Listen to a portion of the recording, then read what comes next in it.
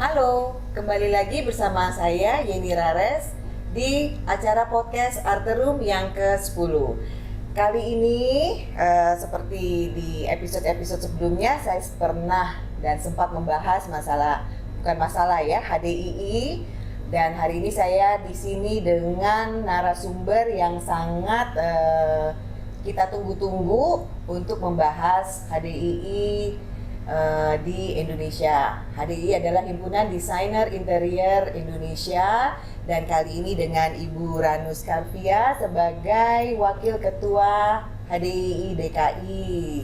Apa kabar Mbak Ranu? Alhamdulillah baik. Sehat ya? Alhamdulillah. Jadi kali ini nih kita mau membahas tentang Mbak Ranu sebagai Wakil Ketua di HDII DKI. Siap. Karena sebelum-sebelumnya mungkin banyak yang bertanya gitu, apa sih HDII, siapa sih wakil ketua atau ketuanya? Nah, di sini nih kita hadirkan wakil ketua dari HDII DKI. Ya mungkin Mbak Ranu sebelum-sebelumnya nih mungkin bisa dijelaskan dulu nih ya, apa sih backgroundnya Mbak Ranu? Apakah betul sebagai seorang desainer interior atau karena HDII kan bisa juga yang arsitek ya katanya ya untuk menjadi anggota HDII ya. Mungkin bisa diceritakan nih backgroundnya nih. Oke, terima kasih Mbak Yeni atas waktunya dan atas undangannya terhadap kami dan saya sebagai perwakilan dari HDII. Kebetulan background pendidikan saya itu S1 itu interior di Universitas Trisakti angkatan 92. Dan melanjutkan lagi tahun 97 itu di Institut Teknologi Bandung dengan mengambil pascasarjana desain. Di sana tidak ada desain interior atau apa, jadinya hanya magister desain. Seperti itu. Oke, itu berarti tahun 97 ya. 97. Berarti dari angkatan 92 kemudian selesai 97. Untuk S1-nya 97 langsung S2. S2-nya 98 sih. Oh, 98. Lulus 2000. Oke, kalau dilihat dari background-nya memang di interior design untuk S1 dan S2-nya juga di Master of Design ya. Apakah memang ada balik nih sedikit nih sejarahnya, apa memang begitu suka dengan apa yang mencetuskan pengen interior design deh sampai akhirnya master lagi waktu zaman SMA atau masih kecil, atau apa sih yang menjadi semangat untuk menjadi seorang desainer interior? Nih, biar buat pengalaman nih buat temen-temen mahasiswa ya, atau yang masih SMA mungkin yang lagi nonton gitu ya, jadi termotivasi. Betul. Awalnya karena saya suka gambar. Intinya seperti itu dulu, suka gambar. Entah gambar apa aja, pokoknya saya ingin nanti kuliah itu gambar. Pertama kali itu sebenarnya inginnya arsitektur, pengen jadi arsitek gitu. Tapi karena kakak sudah arsitek, saya sebagai anak kedua, saya nggak mau sama dengan kakak saya. Harus ada bedanya. Harus ada beda gitu loh. Saya nggak mau sama kakak. Akhirnya saya mencari, dia bilang ada desain interior. Di situ lihat, wah seru juga ini kuliah. Jadinya melihat kurikulum segala macam. Tapi orang tua waktu itu tidak mengizinkan ke desain. Karena fakultas seni rupa dan desain. Orang tua tuh masih beranggapan anak seni rupa itu mau jadi apa kuliahnya, masa depannya apa sih digituin. Itu interior tuh apa sih, kenapa kalau nggak arsitek aja, tapi saya nggak mau gitu waktu itu. Dia tetap, orang tua tuh menginginkan saya anak perempuan tetap kamu harus ekonomi.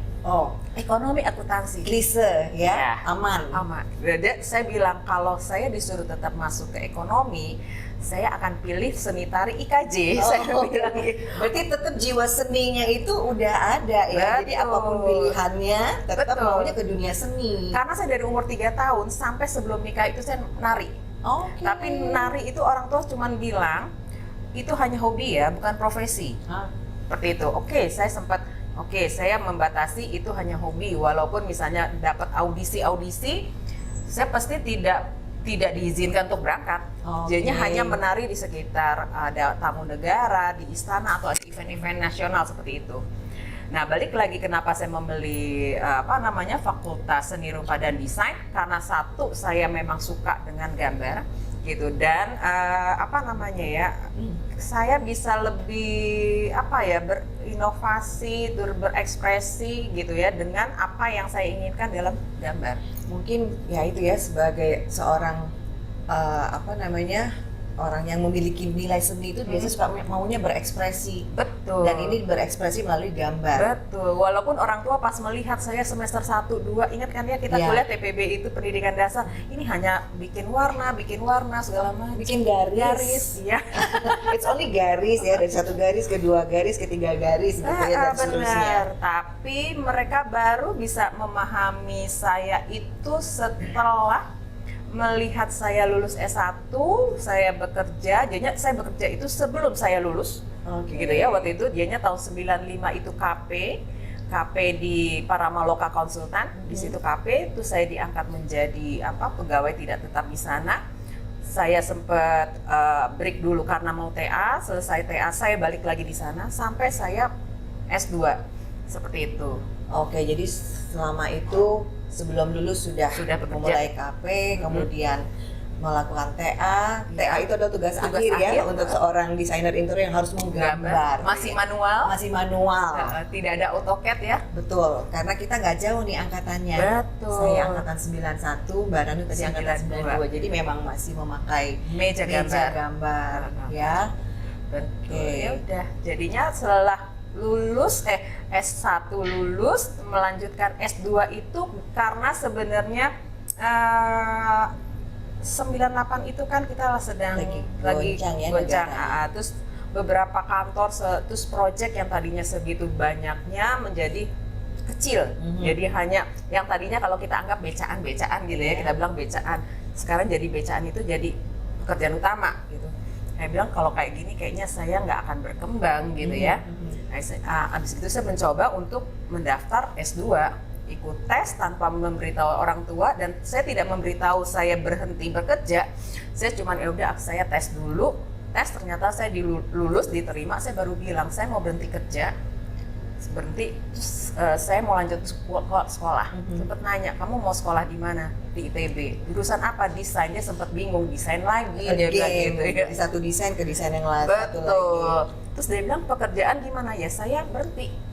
Dia bilang yakin? Iya saya yakin. Aku bilang karena dengan kondisi seperti ini kita juga nggak akan berkembang, orang tidak ada yang dikerjakan. Tahun 98 itu waktu kerusuhannya yang terkenal dengan kerusuhan Mei sebenarnya untuk Trisakti ya, sebagai alma mater kita ya. Betul. Ya udah, jadinya orang tua ngelihat saya kuliah lagi, mereka merasa ya udah itu pilihanmu, udah lanjut. Seperti itu. Jadi itu ya backgroundnya yang memang sudah suka di dunia seni, kemudian akhirnya memilih juga sekolah kuliah di dunia seni, dan akhirnya terjunnya sebagai desainer interior dengan Master of Design ya. Akhirnya sekarang sudah berapa tahun berarti bergerak di bidang dunia desain interior? Ya. Jadinya kalau benar-benar profesionalnya itu ya KP nggak usah dihitung kali ya, mungkin dari mulai 2005 kali ya mulai. Tapi 2005 itu saya tidak terlalu masuk ke dunia profesional karena saya mengajar.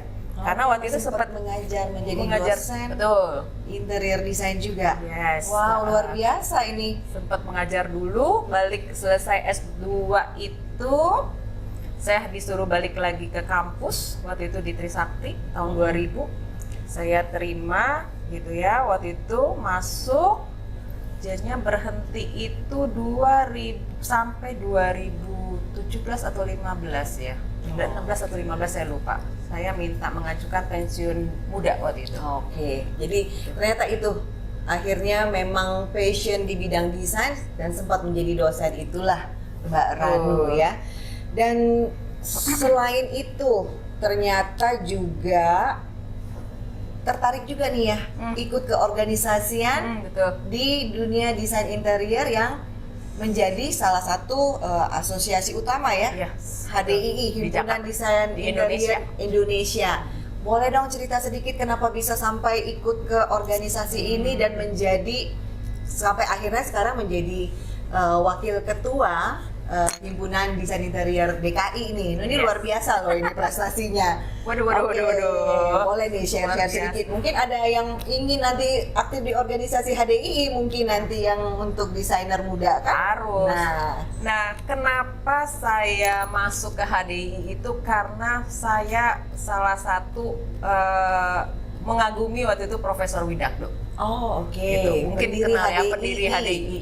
Iya. Tapi saya waktu itu tidak paham tidak tahu kalau dia pendiri HDI. Oke. Tapi saya hanya tahu beliau itu salah satu orang yang membawa desain interior itu ke Indonesia. Iya. betul. Profesor Widakdo itu, gitu ya. Terus sempat ada mata kuliah apa yang kita harus mencari tokoh yang akan menjadi narasumber. Mhm. Saya lupa mata kuliah apa gitu ya. Terus Ini ada masih zamannya S1 nih. S1, Oh, waktu itu oke. tugas mata kuliah S1. Kok saya nggak pernah dapet ya mata kuliah itu? Oh, nggak masuk kali? Nggak masuk. Oke, off the record saja kalau gitu. Oke, lanjutkan Mbak. Nah, terus jadinya karena dosen-dosen kita itu adalah mereka juga anggota HDI, Iya. terus mereka ngasih tahu, kamu kalau kalian mau cari, coba ke HDI, gitu. Oke. Waktu itu ke HDI. Kita nanya, HDI itu apa? Himpunan Desainer Interior. Oh ya, ada di mana? Ada di GDC katanya, seperti itu. Ya udah kita ke sana.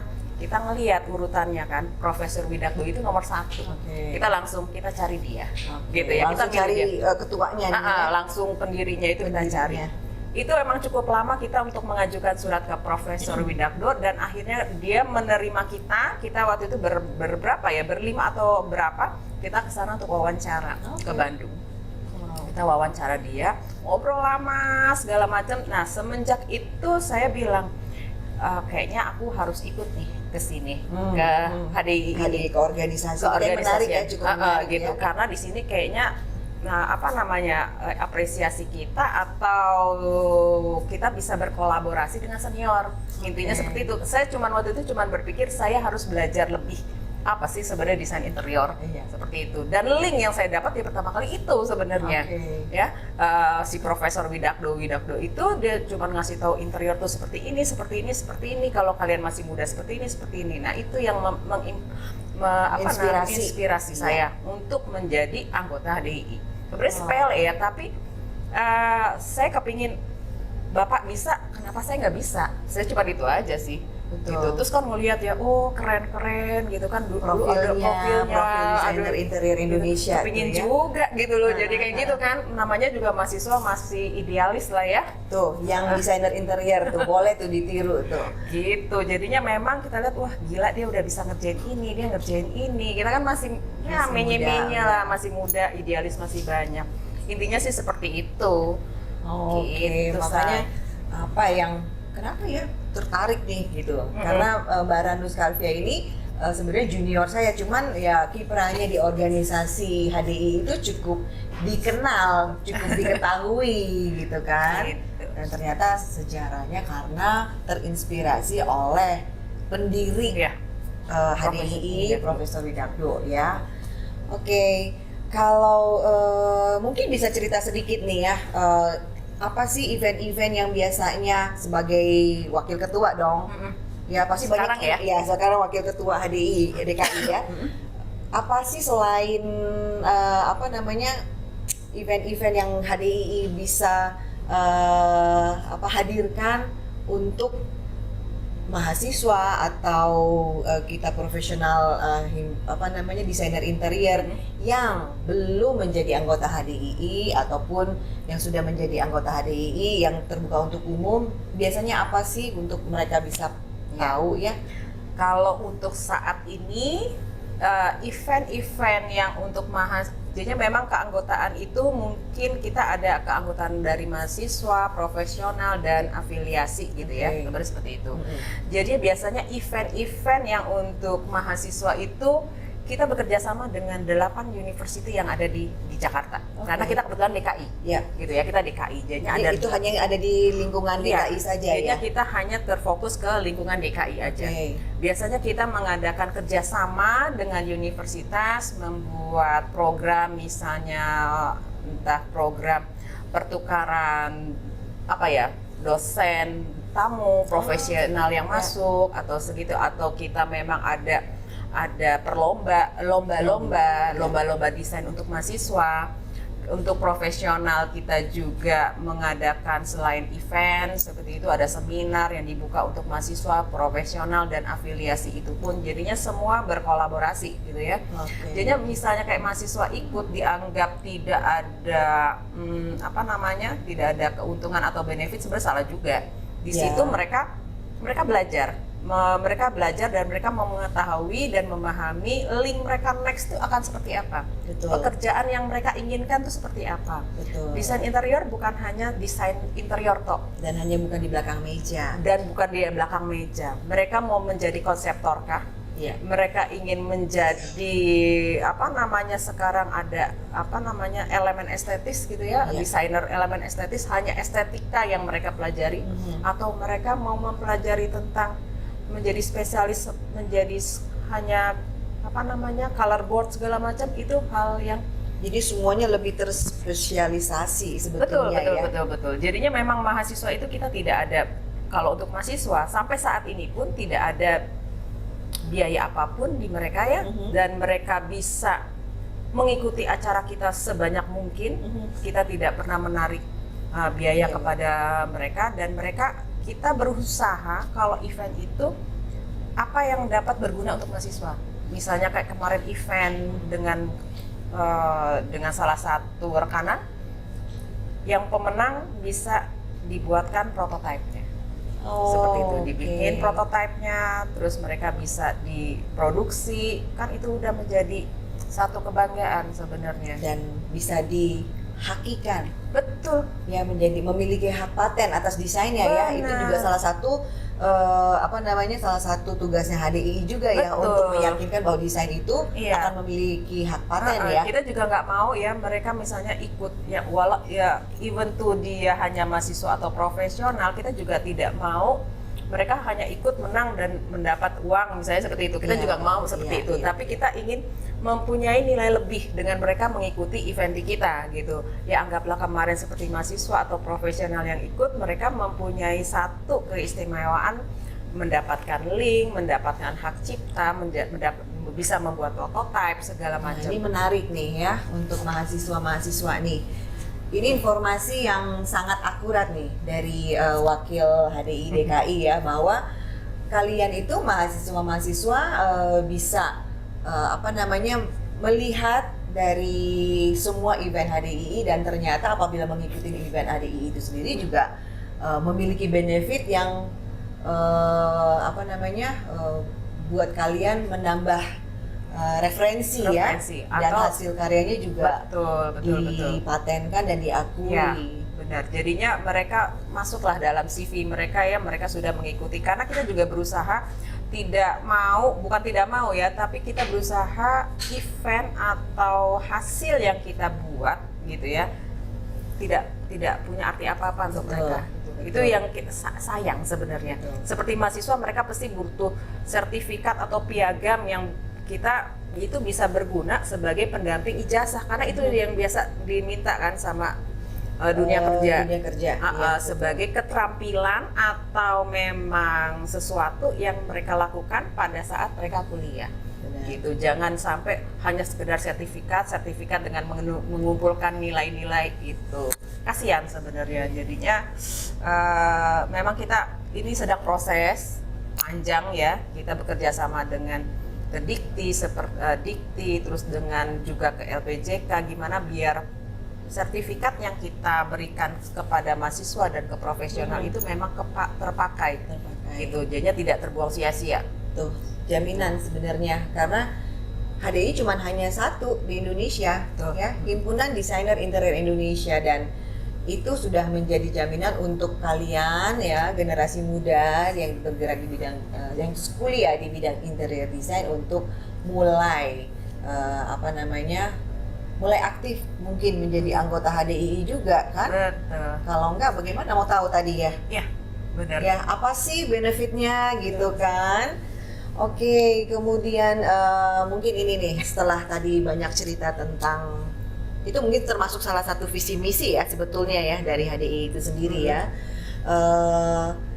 Mungkin boleh di-share sedikit nih program sebagai wakil ketua ya, yang mungkin bisa jadi suatu hari menjadi ketua HDI DKI ya. Programnya apa sih untuk ya 5-10 tahun ke depan yang mungkin bisa menjadi inspirasi juga buat yang lain gitu. Ya. Oke. Pada saat ini intinya sih kita masih meneruskan program yang sudah berjalan. Oke. Ya, program yang sudah berjalan, yang sudah baik kita buat lebih baik lagi sebenarnya. Kita lebih baik lagi, dan kita juga sekarang sedang menuju adanya kerjasama mungkin dengan dinas dengan ke pemerintahan, bukan pemerintah mungkin kita bilangnya apa ya, ke DKI ya, ke Karefkraf atau Kemendikbud seperti itu. Program-program kita bisa menjadi salah satu, masuklah ke dalam programnya mereka, dan itu ada secara rutin tiap tahun atas nama DKI gitu ya, HDII DKI. Iya. Jadinya di mana kita bisa, para profesional atau siswa mahasiswa bisa berkolaborasi menunjukkan karya mereka, mereka bisa berapresiasi yang akan terus rutin di tiap tahun ada penyelenggarannya gitu. Jadinya kita masuklah dalam salah satu agenda mereka ya. Gitu. Dan pekerjaan program yang sudah berjalan bilateral dengan beberapa teman seperti Malaysia, Taiwan, atau yang siapa ya satu lagi saya lupa, itu akan terus berlanjut. Karena tahap pertama kemarin sudah sangat berjalan baik. Banyak siswa, waktu itu hanya siswa ya, siswa, mahasiswa, dan beberapa profesional yang ikut, sudah cukup baik berjalan. Jadinya mereka juga akhirnya ada feedback dari mereka, mereka juga senang dengan kita, gitu ya, bekerja sama dengan HDI DKI. Terus kita ya udah, mereka juga meminta kita untuk lanjut. Kita dengan senang hati, kalau mereka menyambut ya kita harus menerima seperti itu. Dan kalau secara internalnya, kita sedang memperbaiki manajemen sedikit-sedikit, memperbaiki keanggotaan atau manajemen tentang surat menyurat itu yang memang harus terus kalau ya. Itu yang namanya manajemen administrasi itu mesti harus pembaharuan ya. Betul, kalau tidak kan kita organisasi yang sudah 35 tahun, cukup lama gitu ya, udah cukup mapan lah ya sebenarnya usia segitu. Tapi ya kita harus gimana solid dengan kita mungkin udah 18 atau 20 cabang ya, saya lupa ya. Pokoknya udah banyak cabangnya, itu udah ada beberapa cabang baru kayak ada Banten dan Irian Jaya. Itu sudah pemekaran juga sebetulnya ya. Benar. Jadinya mau tidak mau kita DKI dianggap yang besar gitu ya, karena di ibu kota, jadinya kita juga harus menjadi seperti apa ya, seperti apa namanya, pendorong semangat dengan cabang-cabang yang lain karena gitu. DKI sendiri sudah duluan kan. Iya, DKI pertama, terus kemudian ada Jabar, dari Jabar terus ada Jawa Timur, terus ada Bali gitu ya, terus sudah mulai lagi ke Sumatera Utara, udah mulai gitu kan. Terus sekarang pokoknya udah sampai ke timur, ke Irian Jaya. Jadi udah mulai menyebar. Gitu. HDI ini. Ya, jadi mungkin buat teman-teman tadi yang seperti disampaikan sama Mbak Ranu ya, bahwa HDI itu bukan cuma hanya di DKI, tetapi DKI adalah HDI yang tertua karena pertama kali adanya di DKI baru mulai menyebar. Jadi mungkin sudah mulai bisa di searching HDII di kota asal kamu itu di mana gitu kan, yang terdekat ya gitu, karena sudah sesuai dengan areanya ya, jadi sudah tidak terpusat lagi semua di DKI gitu ya. Oke, mungkin selain tadi sudah informasi mengenai bahwa HDI itu sudah menyebar ke beberapa provinsi di Indonesia, mungkin sedikit lagi informasi bagaimana sih mau menjadi anggota HDII untuk yang DKI khususnya, atau yang di kota-kota yang lain tadi yang disebutkan. Sebenarnya masuk aja ke dalam websitenya DKI, www.hdiidki.com. di sana ada, bisa dibuka ya linknya, langsung di sana ada link pendaftaran gitu ya, tinggal buka klik link pendaftaran. Nah di sana persyaratannya itu udah ada semua, Lengkap tuh udah ya lengkap. semua. Itu yang pasti ada ijazah segala macamnya itu pasti ada. Gitu. Mungkin ada minta beberapa portofolio, mungkin hanya 2 atau 3 gambar yang untuk memastikan memang kita backgroundnya desain interior gitu ya. Dan tentu hasil karya sendiri ya. Hasil karya sendiri gitu. Walaupun dia bukan desain interior, misalnya anggaplah dengan major yang lain, tapi kalau dia memang bergerak di bidang interior, kita masih bisa menerima asal kita pada saat verifikasi data dia memang betul dia bekerja di bidang interior. Oh begitu. Gitu, ya. Jadi walaupun tanpa background, background kuliah di bidang desain interior, tetapi pekerjaannya selama ini adalah memang mengerjakan pekerjaan seorang desainer interior. Itu bisa selama bisa diverifikasi, itu bisa menjadi anggota HDII. Ya. Wah, luar biasa juga nih keleluasaannya ya. Ya, tapi mesti yang berkompeten tentunya ya. Jadi jangan sampai anggaplah dia elektro sebenarnya, dia elektro terus tapi dia bilang dia bekerja di interior. Tapi kita akan melihat backgroundnya dia selama dia bekerja itu seperti apa, dia memang di interior atau tidak gitu. Kalau memang dia selama ini mengerjakan secara interior, kita akan sepertinya ada tim verifikasi yang akan mensahkan dia diterima atau tidaknya gitu. Karena memang kalau berdasarkan dari istilahnya dari LPJK atau dari SKKNI di kita, kan HDI punya SKKNI. Nah ya, SKKNI. Mungkin boleh dijelaskan sedikit SKKNI itu? SKKNI itu seperti kayak standar SKKNI, saya lupa ya. Mungkin sertifikat keahlian seperti itu bukan beda ya? Itu berbeda. SKA. Itu SKA. SKKNI itu seperti standar untuk ketenaga kerjaan sebenarnya.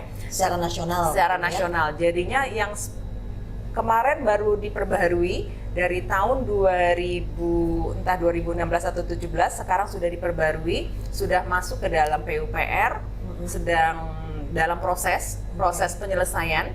Di SKKNI itu tadinya jenis lingkup pekerjaan kita tuh hanya 9, sekarang bisa menjadi 12. Masuk jadi 12. Yang menjadi salah satu syarat itu di sana itu, karena syaratnya itu bukan kita yang buat, tapi dari sana, dari pusat.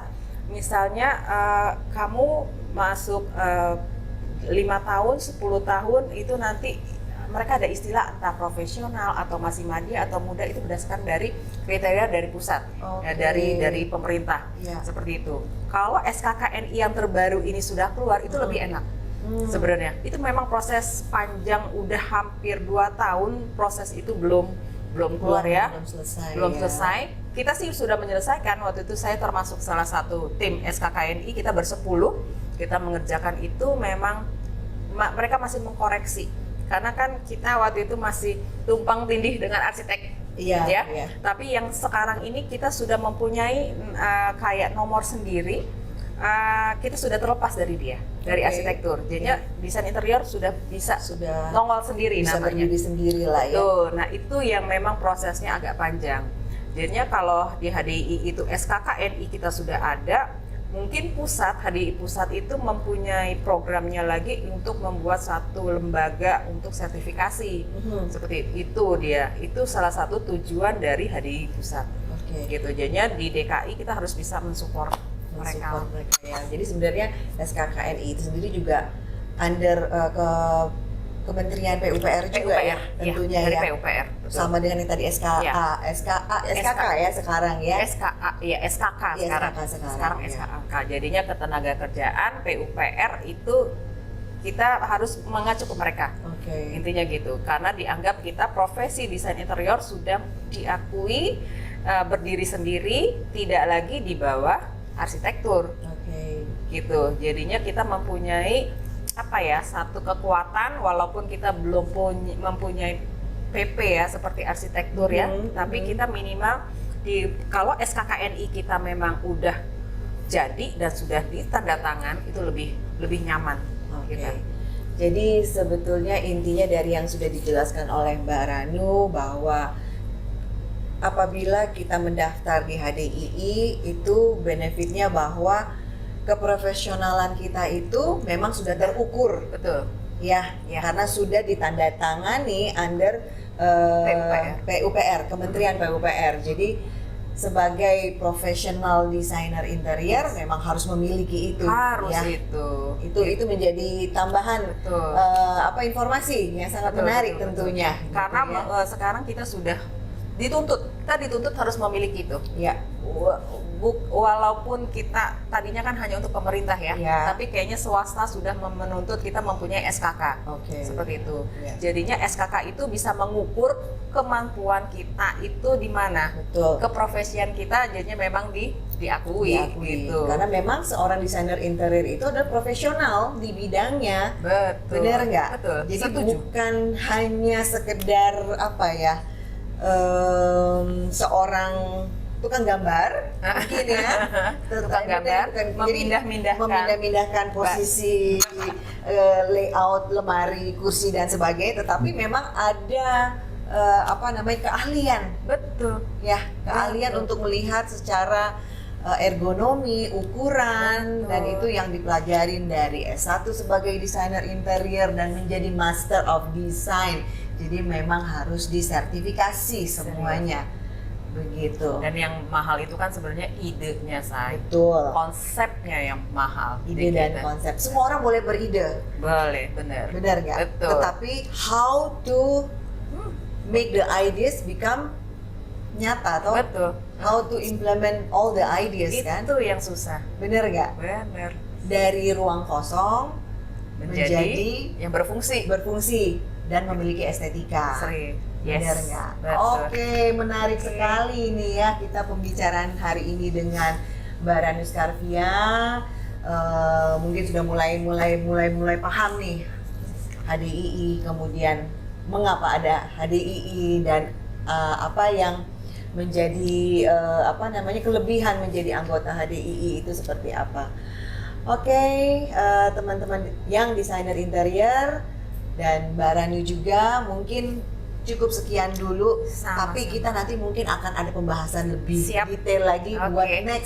buat next podcast, membahas project-project mungkin seperti apa nanti dengan pakar nih, karena ini Master of Design loh ya. Jadi ini menarik nih, nanti akan ada pembahasan selanjutnya lagi di podcast selanjutnya. Mungkin kita bisa ikut projectnya Mbak Ranu kayak apa sih? Pasti wow, pasti menarik. Oke, teman-teman, demikian hari ini podcast Arterum